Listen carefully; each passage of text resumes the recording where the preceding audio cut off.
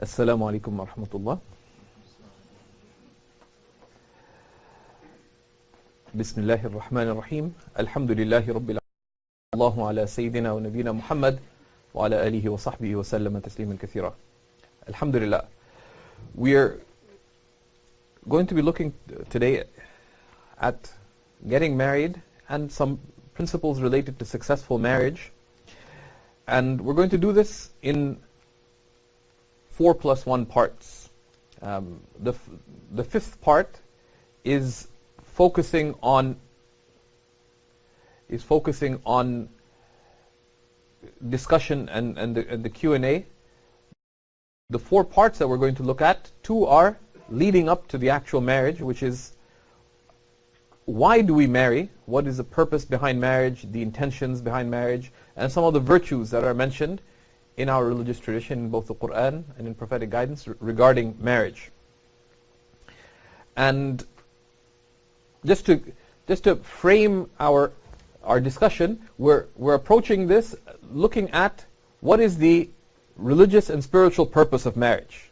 It is perfectly permissible to get married to whoever you feel like getting married, whom a Muslim can marry, and say, I just want to live my life. As long as you don't do anything prohibited or sinful, or you don't end up divorcing your spouse or something, it's fine.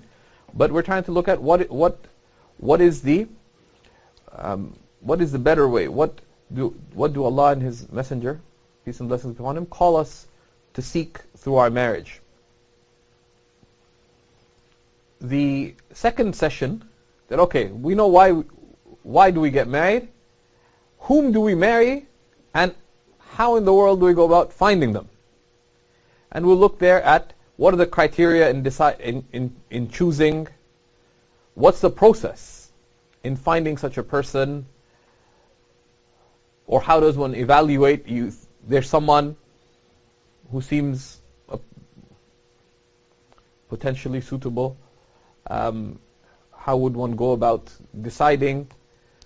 What if parents disagree? How do you yourself make the choice and feel confident about it? And then the third part, which is approached with a great deal of imbalance, is the marriage itself.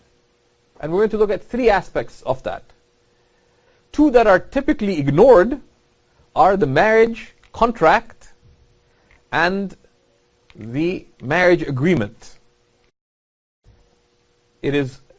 I actually have in my Gmail account a PDF that I just forward to people, because it's not uncommon that people say, my marriage is about to happen, the Imam's here, we don't have a contract. I say, okay, check your Gmail. Check your email, because I'll just forward it. But it's sad, because the marriage, it's a legal relationship between 2 willing parties. So that's important, the contract. The marriage agreement is also very significant, because we are in an age of changing expectations, right? With respect to what people expect from marriage and what they seek from marriage, and so on, roles, etc. So the marriage agreement is really, particularly in our times, something of great significance. And then the marriage ceremonies itself. People do a lot of strange and irrational things when it comes to marriage ceremonies, and how to negotiate that. And then we're going to be looking at some of the key sunnahs of the Prophet ﷺ with respect to successful marriage. And then we're going to have the final session, which is to look at some of the key challenges in marriage and have a discussion around that.